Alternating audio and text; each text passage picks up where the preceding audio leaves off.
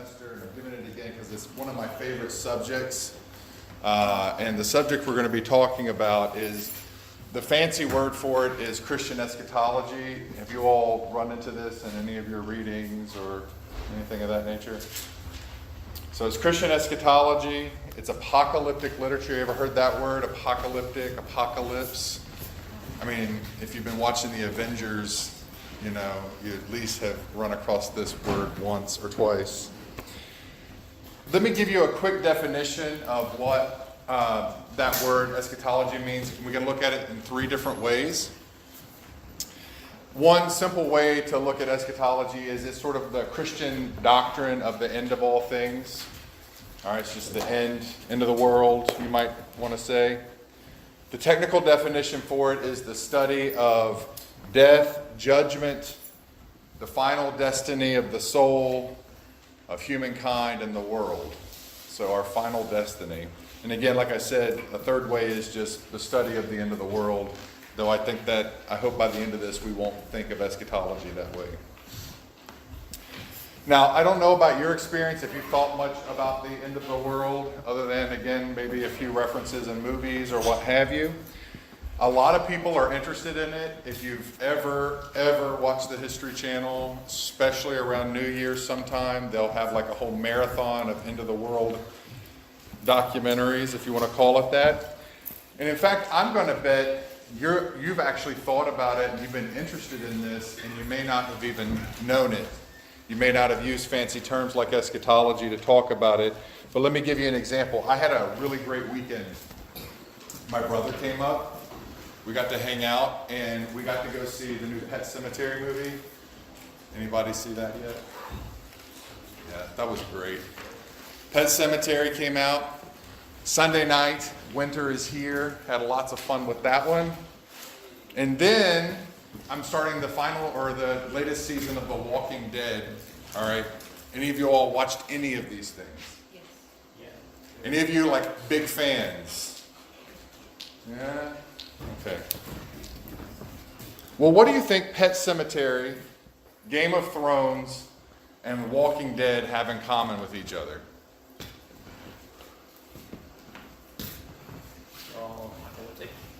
Yeah, they're apocalyptic, but what do we mean by that? What do you see, like scene after scene after scene? And if you haven't seen Pet Sematary yet, I'm going to spoil it for you a little bit, though you may have gotten it in the title. Death.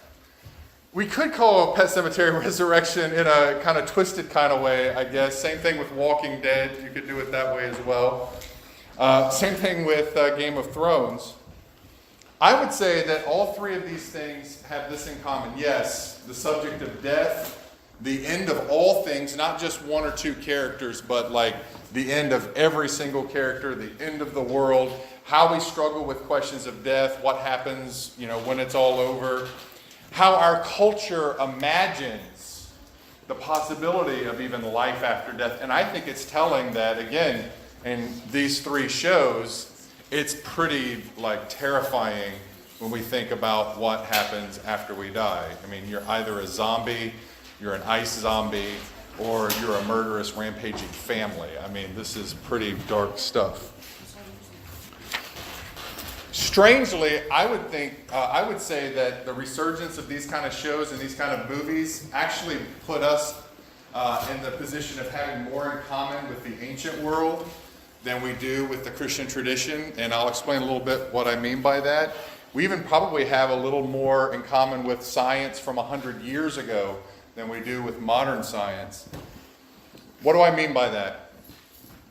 For the ancient peoples, we can talk about Greek society, possibly Roman society, history, the world, the end. It's all sort of a pattern of rise, progress, and then fall, progress, and decline. There was a famous Greek thinker by the name of Heraclitus who said this, is that the only thing that's constant is change. All is in flux, nothing stands still. No man can cross the same river twice. There's just this endless repeating cycle of change, death, That's it. Dead people stay dead. Human beings rise and fall, and it's an endless pattern that just goes on, meaningless, like I would even say The Walking Dead. You kill one zombie, 10 rise, all right? And that's all there is. There's just this constant, never-ending struggle against death, escaping it constantly. Same thing with the other shows that I mentioned. Strangely enough, 100 years ago, what was called modern science thought something along these lines. We didn't have a Big Bang theory or, a story of the beginning of the universe. You had scientists like Fred Hoyle and Herman Bondi and Thomas Gold publishing major scientific papers back in the 1940s saying that basically the universe had already always existed, would continue to exist, and this was called the steady state model of the universe, and this was in vogue. This is what most scientists believe, even again as late as the 40s. The universe could be constantly expanding, but it has no beginning or end. An endless cycle of death, decline, rise maybe of a civilization, rise of an individual, and then you would meet your end, and dead people stay dead. Now, of course, in modern society, or the realm of modern science, has changed a little bit. Again, you've probably heard, my favorite show is The Big Bang Theory, so you probably at least heard about it that way, all right? So there's this idea that emerged that the universe actually did have an origin in time and in space. We, using modern techniques like radio telemetry, we've seen not only does the universe have a beginning, we're beginning to posit that it has a definite end. And now there's a lot of debate what that end might be. Maybe Game of Thrones is right, winter is coming, it'll be the big freeze. Some people, call it the big crunch or the big rip. There's different models of how this is going to end. But still, we have this question that we're wrestling with, and that is there anything more than just the world as we know it? Interestingly, there's even some philosophers and scientists that are trying to get around this, trying to deny this, because they don't want to get into any sort of faith-based discussion whatsoever. So you have folks like Nick Bostrom out of Oxford, who has posited what we call the simulation theory, that the whole world and the universe as we know it is nothing more than a big simulation that will go on and on forever and ever, and it's just not real. I don't know why he thinks that. There are a lot of people who do. I'm not an expert, but strangely enough, ideas like this are getting traction.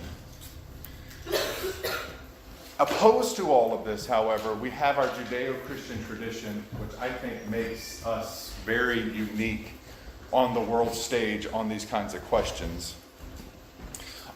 Take Judaism, for example. Unlike many of the ancient cultures of the Near East that sort of saw a beginning and a struggle with the gods, and the world would just go on, and human beings are sort of way down here, and our plight is just to sort of be prey to or subject to the cosmic forces that bring things about. Ancient Judaism said not only is there a definite beginning to the world, not only did God create the world, we were given special place and dignity in the world, and then there will also be an end to the world as we know it, unique on the world stage. Let's get into that dignity issue. Not only did God create the world, we talk about the Genesis narratives, there are creation narratives in places like Psalm 8 and other things of that nature. Not only do we have this creation, we have this role or this dignity in which the writers of Genesis 1 or Genesis 2 talk about us, sharing the Spirit of God or being created in the image of God. We're given a particular role in the world, but the world's messed up. And so there's this issue of, if the world has been created, it has a definite beginning by a God who created it, we've been given special dignity in this, how do we explain evil and suffering? Is it just going to go on and we're just, again, prey ultimately to the forces of whatever God decides to do, whatever evil happens to come about, maybe the evils that other people perpetrate against us? And if you think that through, this problem of evil and suffering that comes out of a world having a beginning, us having special dignity, and acknowledging that the world is messed up, if it were to just go on and on and on like this, world without end, that would actually be sort of what I would call cruel and unusual punishment, right? Again, going back to my Walking Dead imagery, you would just basically be subject to the forces of death that would constantly come at you. There is no escape, and sometimes, as some of the characters do in that show, the best option would be to make your exit as quickly as possible. But for Judaism, this is not their eventual answer to the question. Judaism resolves this issue of God creating the world and us having a special dignity in it and acknowledging that the world is messed up. It's resolved in the very concept of an end, of a final judgment of God. And that takes place in what we would call a messianic figure, one who comes to reinstitute God's justice and righteousness in the world, one who would come to reestablish the patterns of right living that God would have us live out. You can look at what they call the Son of Man discourses in Daniel chapter 7. You can also look at some of the stuff in Ezekiel. There are other places I could point out to you as well. And there, what we clearly see is that, yes, the world was created, it had an origin. Yes, we have special dignity. Yes, there's evil and suffering. However, there is an ultimate plan that God has to resolve these issues. And that is ultimately one of redemption. God will resolve the problems of evil and suffering by both judging it and also vindicating those who God deems to be righteous. Now that's part of our framework in the Judeo-Christian West particularly. And the main difference between us and, let's say, Judaism's answer to this is the person and work of Jesus Christ. We believe that the world was created. We believe that we have special dignity. We believe that the world's messed up, that we have the problem of evil and suffering. We also believe that there is a messianic figure or one who will institute God's reign and put things to right. And particularly, unlike our Jewish brothers and sisters, we believe that person is Jesus Christ, Messiah and Lord, the one who will institute God's redemption and God's judgment. But here's the problem.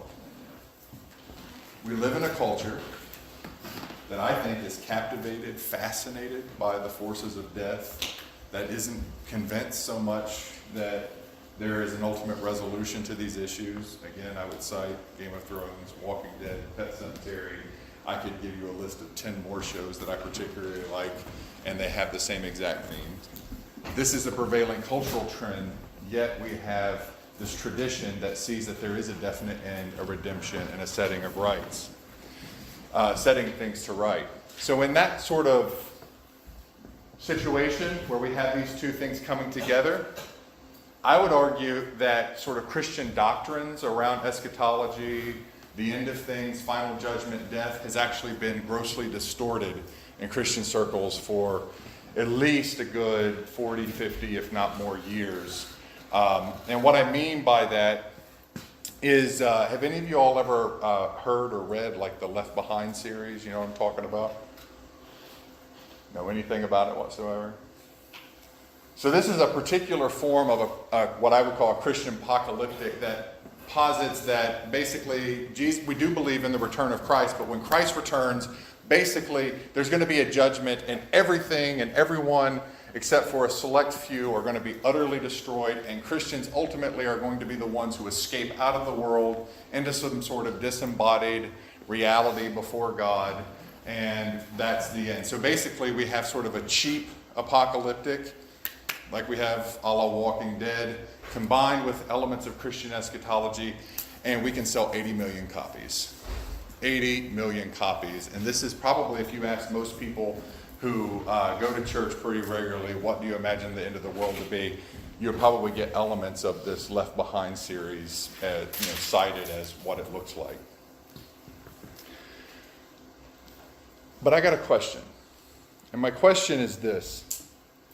From a biblical perspective, if it's God's intention just to sort of throw the world away in the trash can and have a handful of believers sort of escape into a disembodied reality, what does this actually accomplish from God's perspective?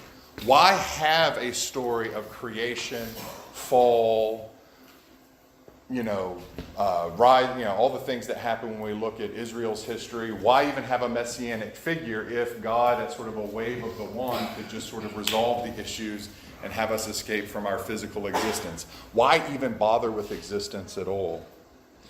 How does fire and brimstone, nuclear holocaust, or some other scenario accomplish the major themes that you've already explored in this class of redemption and grace through Jesus Christ? Where do you see redemption and grace in a world thrown into the waste bin? That would be my question to those who have that sort of idea of Christian apocalyptic. My answer to you, and you don't have to agree with me, but this is what I believe. I think it's actually a poor answer. Not much is accomplished if that's what God had in mind. And I think it actually is a fundamental betrayal of the major themes that you may have studied in this course, the major themes of the gospel and the Judeo-Christian faith. If God is going to just come along and throw the world in the trash at the end of the day, my first question would be, why bother with an incarnation?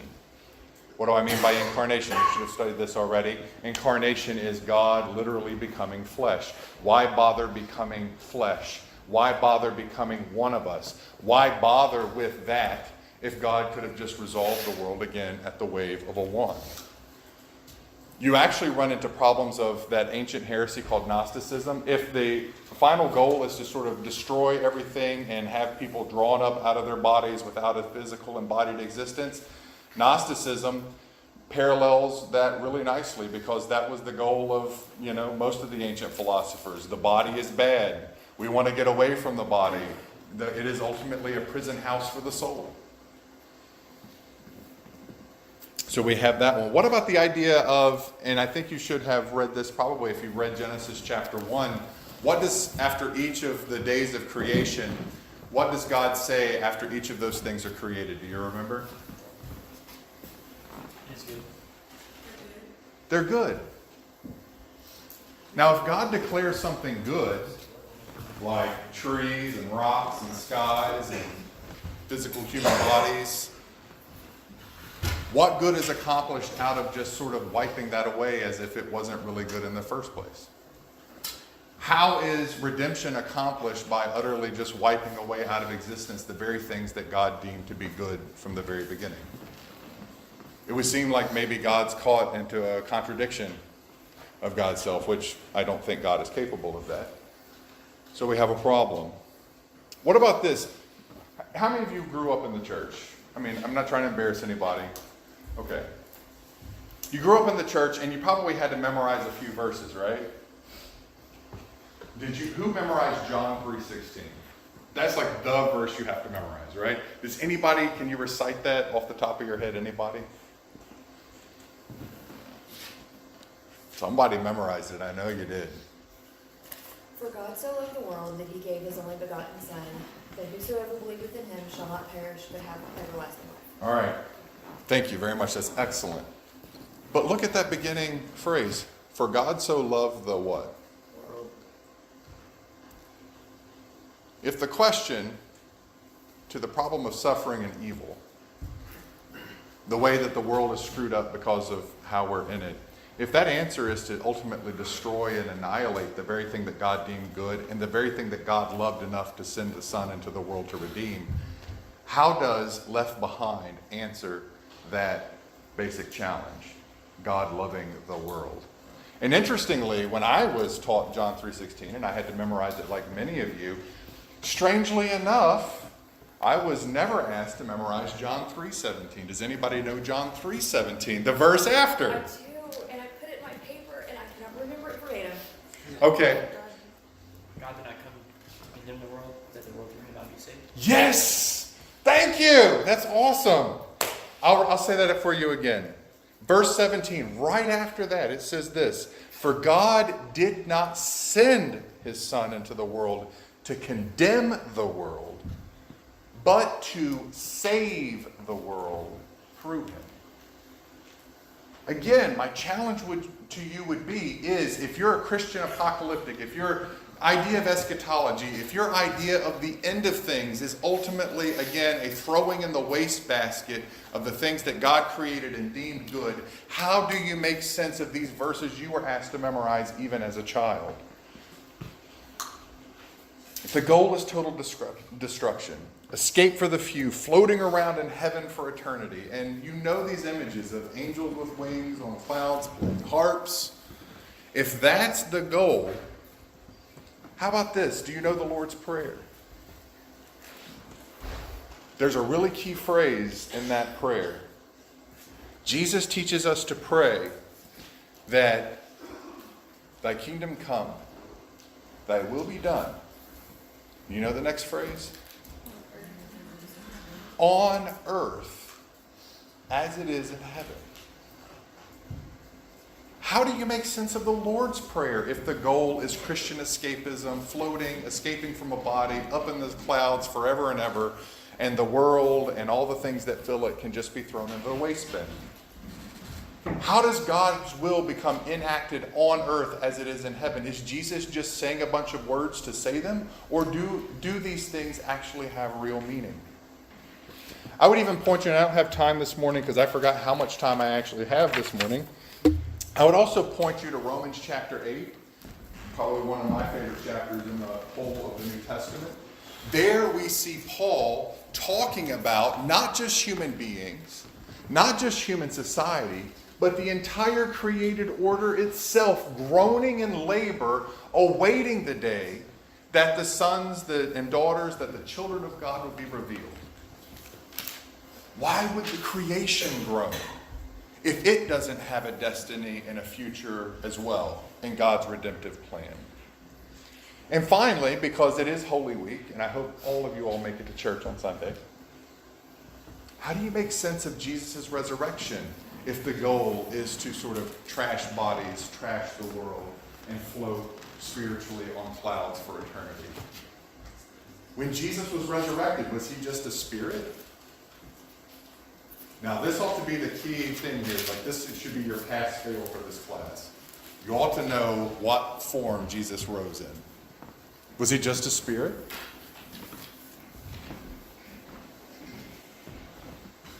We might have problems. Was he just a spirit? What was he? He was a resurrected, not resuscitated, resurrected, transformed, glorified, made new, put right, human body, completely and utterly inhabited and at union with the very spirit and substance and person of God, the second person of the Trinity, in human form. There are the appearances that Jesus makes to his disciples after he's raised. Now, do you know the story of the doubting Thomas, right? We call him doubting Thomas. Thomas doesn't believe it because ancient people knew that dead people stay dead. All right, they were not stupid. We like to think that we're all sophisticated, we know everything. They weren't dumb. Dead people stay dead. I'm sure they probably saw more dead people by the time they were 20 than we might see in the entirety of our life because we run away from death. They knew dead people stayed dead, but here Jesus was, and what does Jesus offer Thomas to verify that it is indeed him, the resurrected and glorified Lord? He says, here are my hands, my side, my feet. Come, touch them. It's a body. There in that moment, we are given a glimpse to God's ultimately redemptive plans, these sort of eschatological purposes of all things, and that is a redemption, a glorification of the creation, put and set right, inhabited by the very spirit and substance and presence of God. Not a throwing away of the world and bodies and people into the waste bin of history. So, there's our problem. We have an idea of apocalyptic eschatology that more often than not is defined by Game of Thrones, Walking Dead, Pet Sematary. We don't know how to make sense of this story. Sometimes it's a little incredible. And then we have the Judeo-Christian story of creation, special dignity, a setting of rights given the problem of sin and evil, and ultimately the Messiah figure who sets into process this redemptive purpose and plan. And there's one book in particular I think that frames this well, and it's one of my favorite books in the Bible, and it's the book of Revelation. And with the remaining time that I have, I'll try to walk you through it a little bit. How much time have I got? Like 15 minutes? I'm sorry. Ish. Yeah. 15-ish, as in less-ish? Sorry, should have checked the time. You've got flexibility. Okay, all right. So here we have the book of Revelation. It's an apocalyptic book. It deals with these questions of eschatology, of sin, death, judgment, all these sorts of things. And we think we know what apocalypse or apocalyptic means. If I say apocalyptic, what do you think? What are the images that come to mind? Zombies, winter's coming, death. Again, the same problems I've been talking about. That's not what apocalypse means at all. Apocalypse comes from the Greek, and it comes from apocalypsis, and it means unveiling, revealing. Apocalypse isn't like doom. Apocalypse is full understanding, full revealing of what? God's purposes, right? And so when this book of unveiling opens up, what do we see? At the very beginning, we have John, of course, talking about being on the island of Patmos, how he comes to have these visions. And there in the very first chapter, we see Jesus Christ, the center of all things, declaring that he was what? The first and the last, the beginning and the end, the one who was living and the one who was dead. And it's not just an endless repeating cycle of life, death, and on and on and on, and misery, and no resolution of the problem of sin, suffering, and evil. Now, this one who stands at the very center of the book, who's first revealed in its very first chapter, says he is the one who holds now the keys, the power over death and hell itself. Very first chapter. We're a far cry from sort of Tim LaHaye's Left Behind series. And this one that stands at the center of history, who stands at the center of creation, who stands at the center of God's redemptive purposes, who holds now these keys over death and hell, over sin and judgment, he begins to address in chapters 2 and 3 the 7 churches in the area, giving them specific instructions so that they might stay loyal or faithful to him despite their trials, despite their own suffering under the powers of sin, death, and evil perpetrated against them by the Romans. And as the book progresses and as it goes on, we're shown deeper and deeper glimpses into that central mystery of the story of the world, with Jesus Christ now standing front and center by the time we get to chapters 4 and 5, who is now the Lamb slain for the world. Remember John 3:16 and 3:17, not to condemn the world, but to save the world. Here we have God's rescue plan for the world revealed in a slain lamb who is slain for the sake of the world, for the sake of his people, and in order to redeem it, in order to rescue it. Jesus Christ is not God's final word of you're doomed and going to the bad place. Jesus Christ is God's final word of rescue for us and for the world. Here we see the risen Lord even now presently reigning in God's kingdom. So there's this problem. All right, Jesus has been raised. Why haven't things been set right? Why do we continue to suffer? I just got back from, I was traveling in Ethiopia with some brothers and sisters in mission over there. And things are pretty tough over there. In fact, we were walking through checkpoints or driving through checkpoints, and they had soldiers on the road, and we had to get out of the car a couple of times, and people were holding AK-47s, and we're like, I'm getting really nervous. We had just been told that a village probably about half a kilometer down the way had just been slaughtered by the Oromo Liberation Front. We live in a world where stuff like this continues to happen. How do we make sense of it? If Jesus Christ is in fact the center of God's redemptive purposes for the world, how do we make sense of the fact that people are still slaughtered in villages half a world away? Well, we see in Revelation 4 and 5 that Jesus Christ also stands at the center, reigning in power now and waiting for the day to come, for the fullness to come of his purposes and plans, in which ultimately God's people will be redeemed, that their sin and their suffering will have an answer from God. You can look at the throne room scene in Revelation 6 as the seals are broken, each and every one, and riders are released out into the world to do what? Judge the wickedness of the broken powers, judge the rulers, redeem and vindicate God's people. And as they cry out under his throne, they await the day of his final coming. And we do believe this is a central element of Christian doctrine, that Jesus Christ will return to both judge and redeem and restore order to a broken world. And here we come now, and I think I lost my place here, but here we come now to the final sort of unveiling of the final act, so to speak, of God's purposes, beyond just the fact that Christ is in control and stands at the center. Here we come to the central thing that's revealed, and that is God's eventual redemption over the powers of sin and death. And there you see it, I think, in Revelation chapter 21, and it's a beautiful image. In fact, if you've ever been to a Christian funeral, I would imagine at some point along the way you probably would have read from a passage from this. And what do we see when we look at Revelation 21?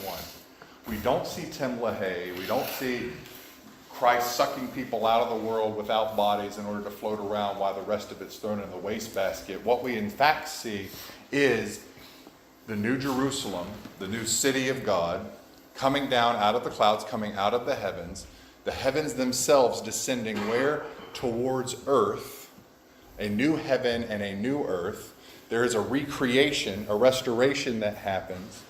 And as it comes down, this new heaven, this new Jerusalem, down to this new earth, everything that has ever existed or will exist is refashioned and perfected by God's rule.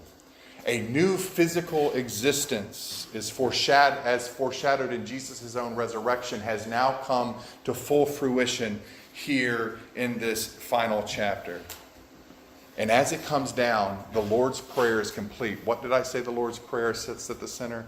That will be done on earth as it is in heaven. Now in Revelation 21, that's become reality.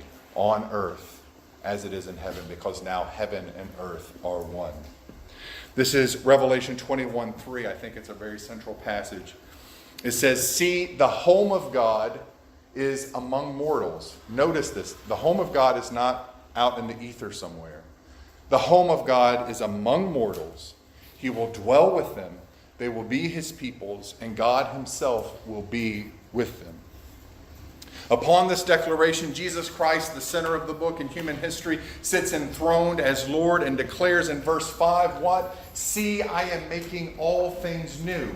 Not, I'm throwing all things in the trash can. Not, winter is coming. No, I am making all things new. And later in verse 6, he says, what? "I am the Alpha and the Omega, the beginning and the end." And the end that we see is not a final word of judgment. The end that we see is a final word of grace, redemption, reconciliation, recreation. It's ultimately grace and love. And there now we come to the greatest beauty of all, and what I'll end with, and I thank you for your time. Rather than throw the world in a wastebasket, as Christ renews and restores and perfects the created order, yes, by judging it, but also infusing it with his resurrected life, the central problem that has dogged human beings from the very beginning is finally given resolution. Think about the narrative we started out with in Genesis chapter 2. Do you know the story of the fall? Right? God created the world. It's good. We're given jobs. Tend the garden. Name the animals. Things ought to be right. We mess it up. The problem is sin marring the world, marring our relationships, messing the world up, messing up even that reflection that we have of the image of God in us. And as it infects everything, the very created order is held captive. But here's the thing, is that when we were created in that moment, we were given the possibility of not sinning. We didn't choose well, right? The Latin phrase for this is posse non peccare, it's possible not to sin. We in fact sinned and we became enslaved to it, right? We continue to mess the world up. Try as we like, we're going to continue messing it up. We're going to continue having liberation fronts. We're going to continue having villages slaughtered. There are things that are going to happen. We're captive to this power. But now in this transformed, resurrected, renewed, and redeemed world, we actually have a new capacity recreated with us that even our forebears didn't have. Like Christ in his resurrected glory, for whom it was not possible to sin, for us it will now be impossible to sin. We will live in eternal union and fellowship with God, incapable of recreating or going back into that cycle that would make us captive to the powers of sin and death. There is an end, and in fact that end is actually a new beginning. And that new beginning is the final sort of act of the story. And that is the image that we're given. As we're perfected, we're given a capacity that even the proto-humans did not have. We will be like Christ. I think if I were to give you a final parting image, it would be that. It's not throwing away in the wastebasket. It's being perfected and conformed to the very image of Christ, who lives in perfect union with the Father and the Spirit. That is our final destiny. And that's a far cry from our understanding of the end of the world and the apocalyptic as we often have it in culture. So, I'm going to leave you with that. Thank you for your time, and hope it wasn't too confusing. And if you do got a question, I'll try my best to answer it. Thank you.